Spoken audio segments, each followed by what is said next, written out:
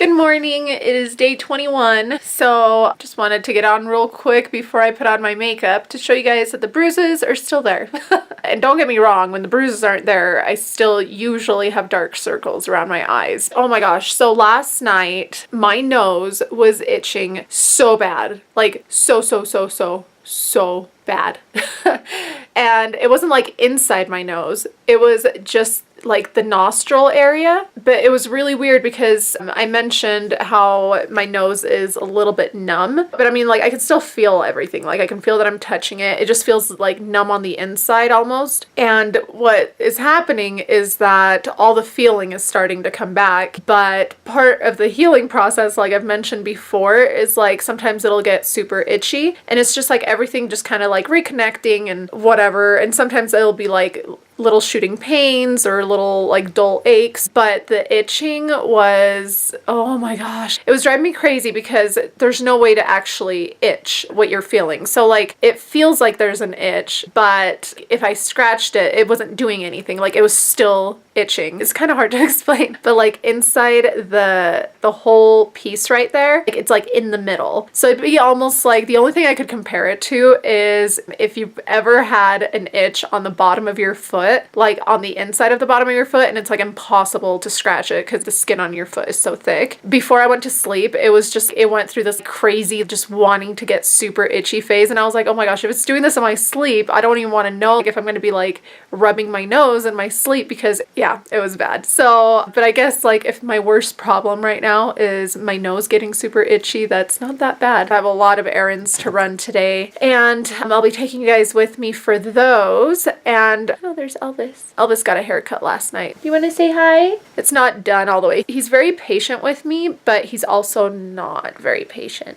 But so like around his face, I'm still trying to let the hair around his eyes grow out, so either I can pull it up or comb it down or something. The rest of him is super trimmed up. Yeah, so see, and even the tip of my nose is getting itchy. Also, when I took off my makeup yesterday, my skin was super peeling all around my nose. So my nose is still peeling. It probably doesn't help that I put on makeup and whatever over it, but I feel like it's in a good enough spot that the makeup's not really hurting it. It's just gonna keep doing this whole like peeling thing until it's fully settled. Let me give you guys the close-up for today. From the first week, it looks like the tip's starting to drop a tiny bit. I'm not even at 1 month yet, obviously. It's only been 21 days since after my surgery. So you can still see the lines underneath and the stitches, and then you get the idea. My legs are starting to feel a lot better. I have a very important appointment today and an appointment in exactly about 1 week, and I will be telling you guys about that in the next few vlogs. It's kind of a big long story, so I don't want to take up too much of it with today's vlog. I will let you guys know a little bit about it, just kind of like, I'll let you guys know about it today probably, and then I'll probably just dive more into the details in the next few vlogs. But I will see you guys once I put on my face.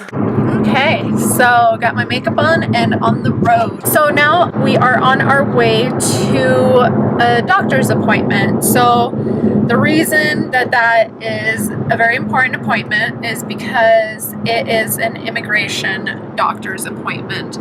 I haven't talked about this obviously because I'm pretty new to the whole vlogging. I think I've mentioned that I lived in Spain in one of the previous vlogs, but so I'm not from here. I'm originally from Barcelona, and I lived in Spain until I was 9, and then I moved to Utah, grew up there, blah blah blah. Here we are over 20 years later, still dealing with immigration, which is obviously a sore subject nowadays, especially with like all of the DACA, and we're not even going to open up that wormhole. So I am very happy to say that I have had DACA for the past few years, and it was great. I was able to go to school. I was able to work. You know, it's like really benefited me, and I'm very happy that I had the opportunity to have it. But at the same time, I also understand why everything that's happening is happening right now, where they're trying to sort it out because it was not done properly. So for the whole immigration subject, I should do a whole other video on this, because immigration is not a black and white subject. There's a lot I can say about this. I yeah, we won't even get into it. But it's a very gray area, and a lot of people that don't know or have not experienced immigration think that it's very black and white, and that you can just like get your papers and do things right and do things this way or that way. But in my experience, I fell out of every single category that would have gotten me my citizenship at a younger age. I was either too old or too young or not. It was just, I had really bad luck, I guess you could say, when it came to all my options. And I've always been the kind of person that I don't want to just take the easy way out, but because just like if it's not right, I don't want to do it, if that makes any sense. So for example, I could have gotten married whenever at a very young age. I don't think I'm like a hideous looking person, or like I'm not the most unpleasant person. So I'm sure I could have found someone that would have been okay marrying me at like, you know what, 18, 17, I don't know, whatever age. And I didn't, because I refused to do it just for papers. And that was my only option, sadly, at the time, especially, to be able to, I don't know, end the complicated life that I had to live for so many years. But I look at it as it made me a very well-rounded person. There's a lot of stories that I'll be able to tell you guys of just all the things that I had to experience and all of that. But I'll do that whenever I'm ready. While I'm going through the whole immigration process, I might just like hold off, because I just get very uncomfortable having to even talk about all of that. But getting sidetracked.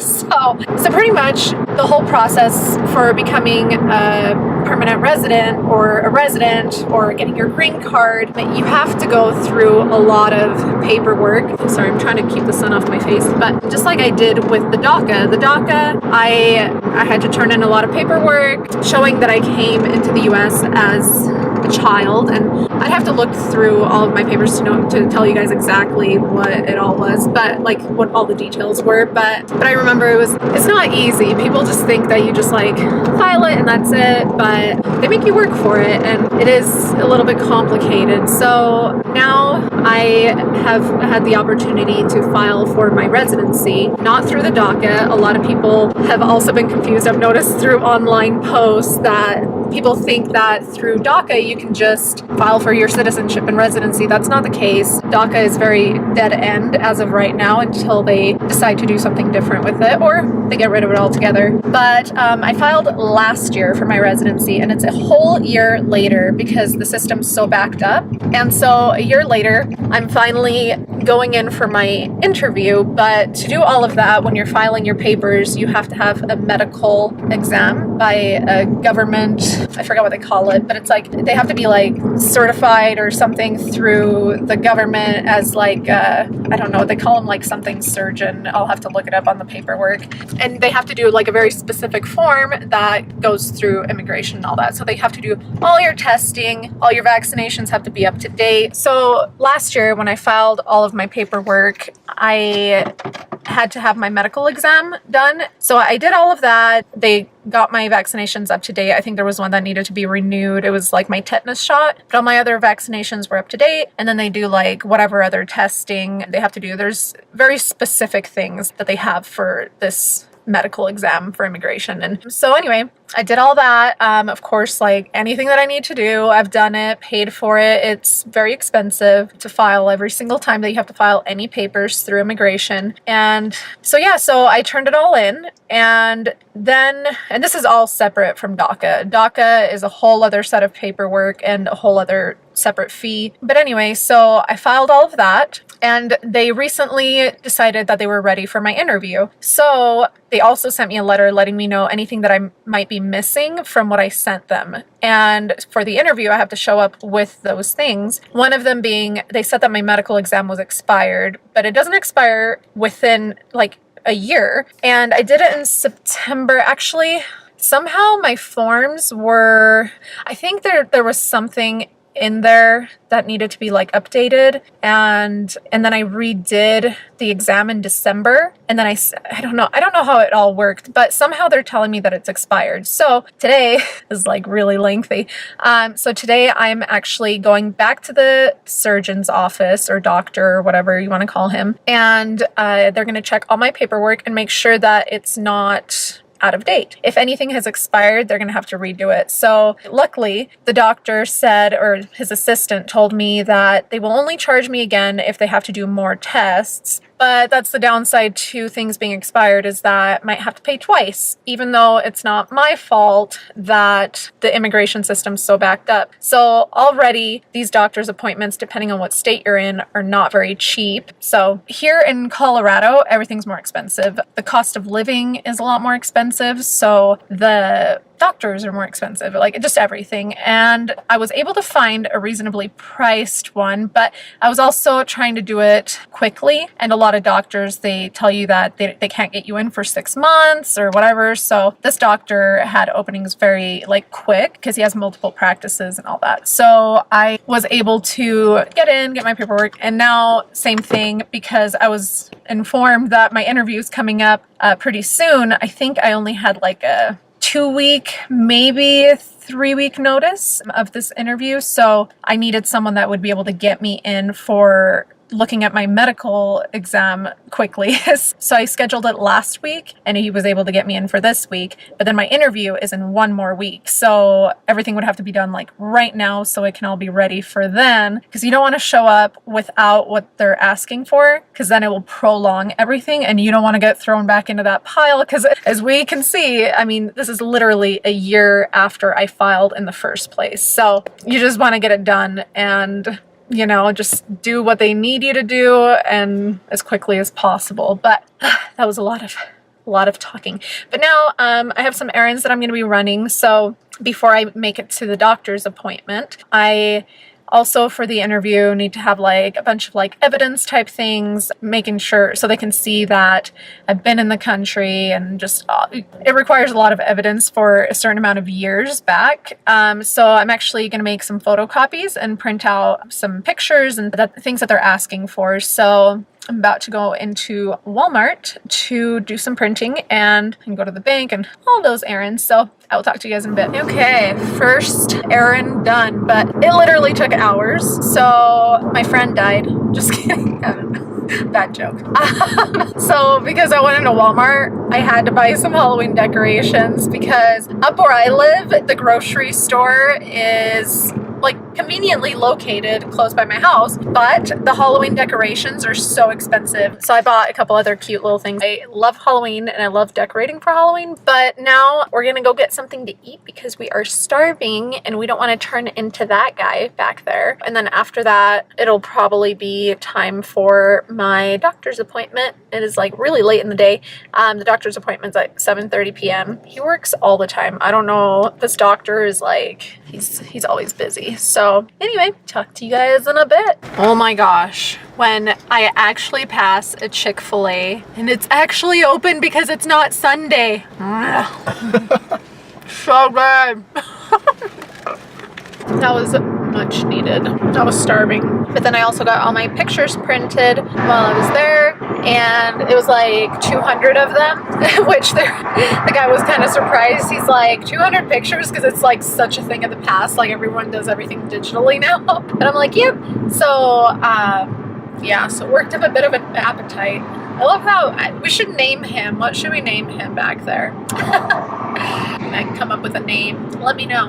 Now, on my way to, my nose is still so itchy. Like I can't even describe how itchy it is. It's seriously driving me crazy. Like, and then it gets super red because I have to keep wiping it off, and it's been dripping a lot today just because, I don't know, like air conditioning in buildings makes my eyes water, which obviously makes my nose run, and allergies and whatever. It's just been, and plus like the itching, it's like an itch that doesn't actually exist. That's what it feels like. It's like no matter how much I go like this, it's like an internal tingling.